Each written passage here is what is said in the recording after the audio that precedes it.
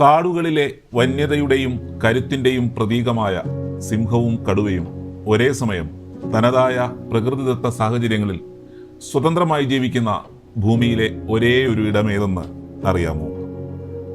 African പുൽമേടുകളിൽ സിംഹഗർജനവും Asian കാടുകളിൽ കടുവയുടെ ഒളിപ്പോരും സങ്കല്പിക്കുന്ന വന്യജീവി പ്രേമികൾക്ക് ഒരുപക്ഷെ ഇതൊരു പുതിയ അറിവായിരിക്കാം.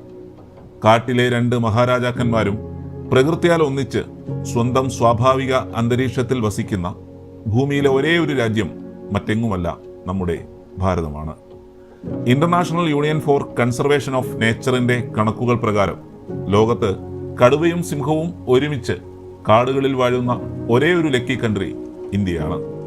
നൂറ്റാണ്ടുകളായി നമ്മൾ കാത്തുസൂക്ഷിക്കുന്ന ജൈവ വൈവിധ്യത്തിൻ്റെയും വിട്ടുവീഴ്ചയില്ലാത്ത വന്യജീവി സംരക്ഷണത്തിൻ്റെയും ഏറ്റവും വലിയ നേർസാക്ഷ്യമാണ് ഈ അത്യപൂർവ സംഗമം.